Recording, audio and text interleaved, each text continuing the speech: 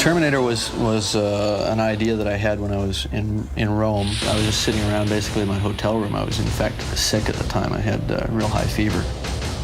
And I just laying on the bed thinking and came up with all this bizarre imagery. And I think also the idea that, you know, because I was in a foreign city by myself and I felt very sort of dissociated from humanity in general, it was very easy to project myself into these two characters from the future who were out of sync, out of time, out of place, you know, that sort of thing. I'd always wanted to do some sort of really definitive robot story because it really, you know, had really never been done.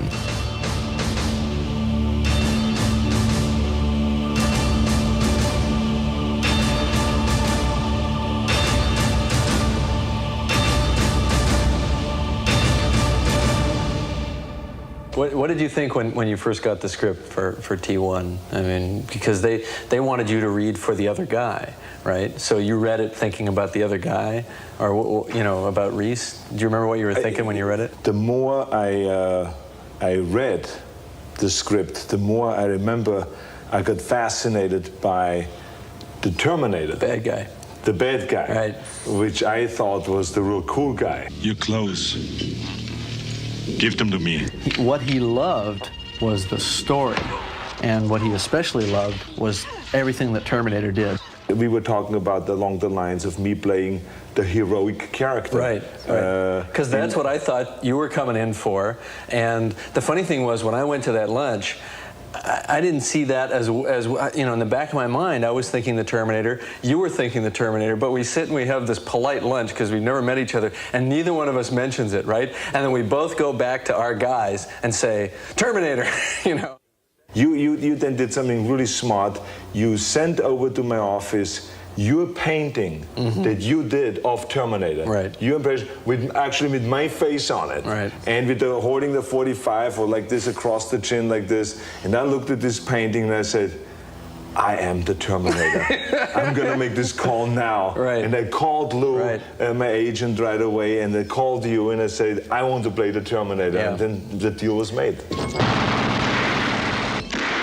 What changed was that the original concept as written, and the script didn't change at all, not a single line of dialogue was changed, but the visual concept was that the Terminator was this anonymous character who could walk out of a crowd, just one face in the crowd, could walk up and kill you for no apparent reason except for what your life would mean in some future time. And that concept changed because Arnold doesn't vanish into a crowd. It took on a slightly more hyperbolic visual style. It was a little larger than life. It still played sort of realistically, but it became more nightmarish, and you always knew he wasn't quite human.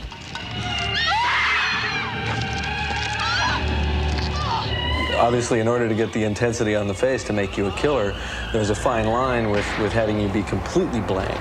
So, you know, there was some sense of emotion isn't really the right word, but intention, I think. The fact that you were a killer, I don't want to say predator, but a predatory creature in a way, and very focused on your goal. Sarah Connor? Yes?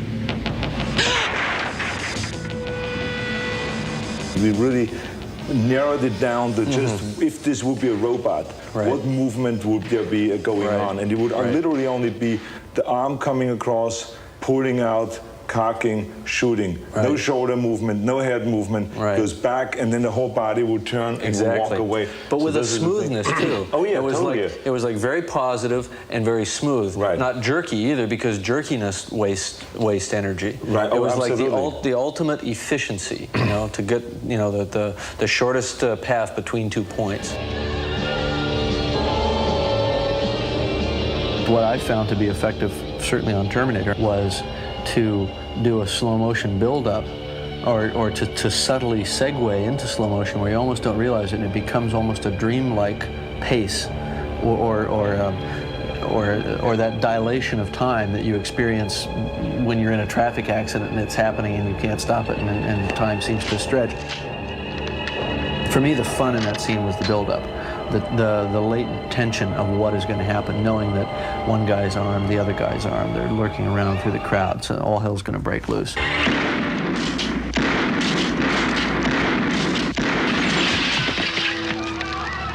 Come with me if you want to live. Remember the first day we shot the scene where you're driving through the parking garage in the police car that you've stolen, and you're looking for them. And on that first day we got together and we talked a little bit, and we worked out some physical behavior like a shark, you know, kind of the way it moves back and forth looking for prey. And then you came up with the idea of moving your eyes, then moving your head to follow the eyes, then moving the eyes back and moving the head back. So it became almost like a surveillance camera. And the funny thing was, it didn't really get real to me until the next morning in dailies. And I saw that close-up and I went, this is working great. Yeah. That nobody has ever seen this before. I'll be back. When writing I'll Be Back, I didn't think that that line would play funny at all, because you almost have to see the movie to know that he's coming through the door with the car.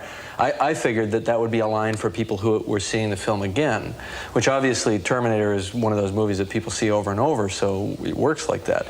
But you know what? It worked even when people hadn't seen the movie before, because they could just guess what your version of coming back was going to be. You know what I mean? By that point, they were in sync with the picture, and the picture was working.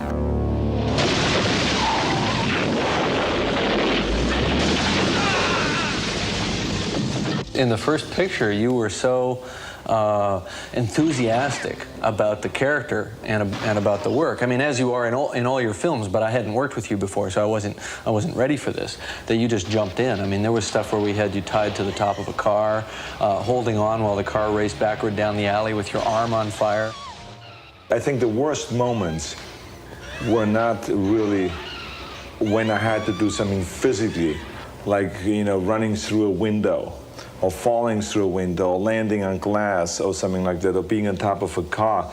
It was more the acid that was poured on me to make me smoke, to make the character smoke. I remember. That's true. We did pour acid on you. I kept saying, is there no other way? Mild acid. It's a very mild acid. Yeah, very mild. Is there no way that we can just put some smoke in there somewhere in the clothes that I can smoke, rather than having acid being poured on?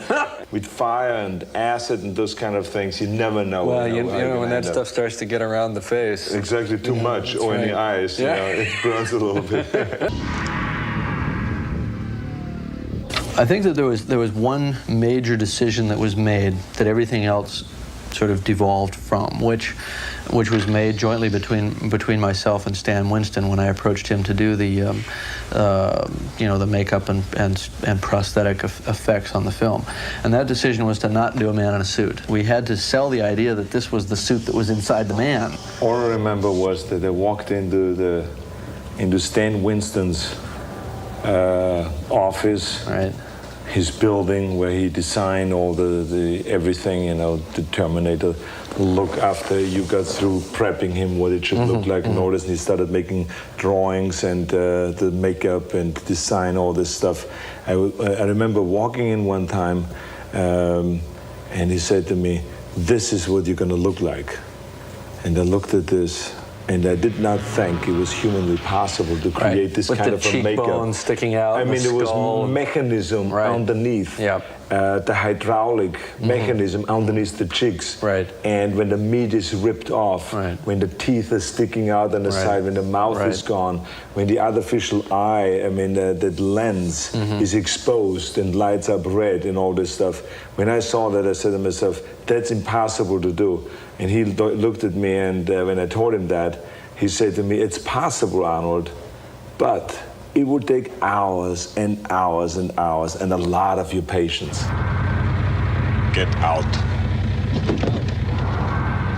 I tried to structure a script in such a way that it was not too highfalutin budget-wise. The executive producer begged us to write more of the scenes as daytime because of the perceived cost difference. But you know, I plunged madly on. It seemed so important stylistically to keep the film a night film as much as possible, and so we kept it that way. And I don't think it really impacted the cost all that much. The first one was really a struggle, especially when it came to make it, like you said, because there wasn't that much time available and that much money available. Right, exactly. In fact, probably toward the end we didn't even have anybody to put it on. It was, here, Arnold, put this on. I know.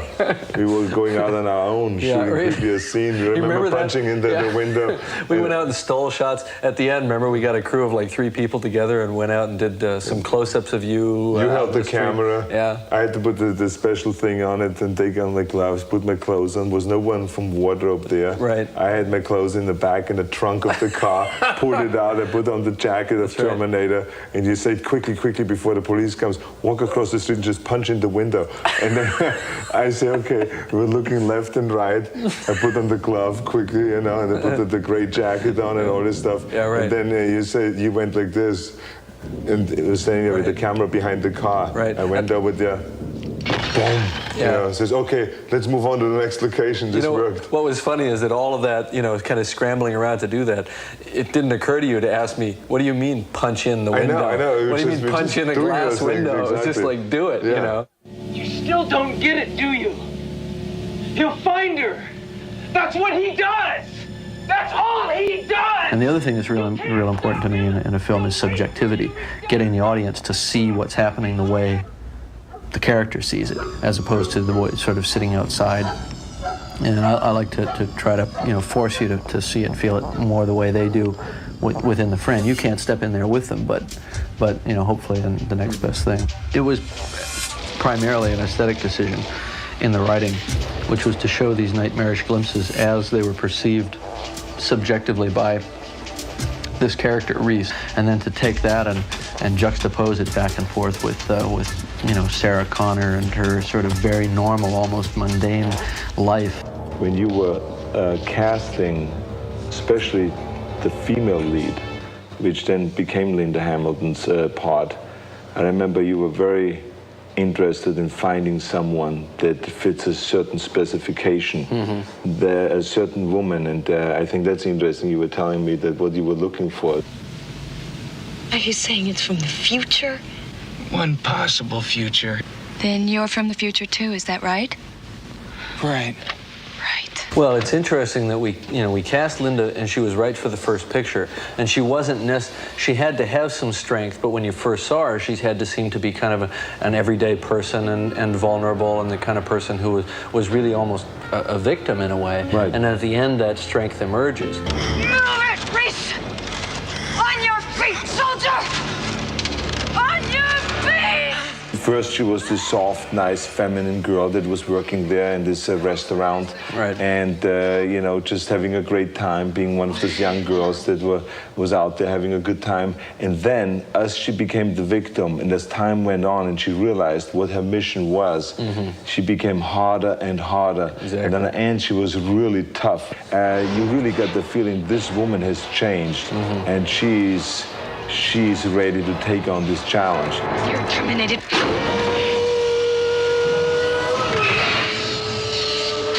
Michael Biehn obviously did a fabulous job with Reese. There is a funny anecdote there, which is that Michael came in to read for us, and he gave the best reading of any of the actors that we'd seen, but it was with a Southern accent, we talked to his agent, very politely said, you know, Michael's very good, but we really don't want him to seem so specific that he comes from the South, because he's from the future. We don't want it to be that specific. And the agent said, what accent? He doesn't have a Southern accent. It turned out that he'd been reading for Cat on a Hot Tin Roof the morning, that morning of the reading, and he hadn't shaken the accent. Sarah. No. Run! So he gave another great reading minus the accent, and that's when we cast him. I came across time for you, Sarah. I love you. I always have.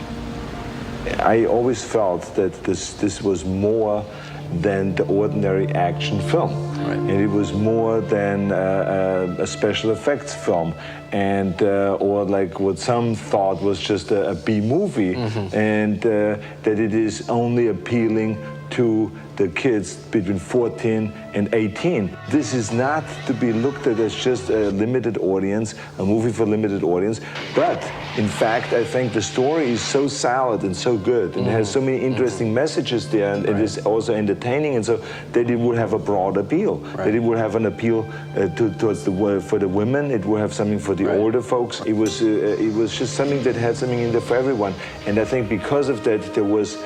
After the movie was gone from the theaters, then when it came on television, it was 10 times as big, the ratings and how many people saw it. And then when the video came out, it was like a mushrooming effect there. And I think that's what eventually led to the belief that we must do a second Terminator. It's funny that every year that went by that we didn't make the sequel, the demand for the sequel got greater. Exactly. Yeah. And that's why you and we got together periodically and started working on a plan and mapping out times to keep a certain time period blocked out so we can go and eventually down the line. Actually, you'd call me up about once every 6 months and say, so how's it going on? No, you'd talk about other things for about 5 minutes and then, so how's Terminator 2 going? That's right, yeah. So I mean, anyway, so that was, we were fortunate enough that it did come together and that we did make a second Terminator.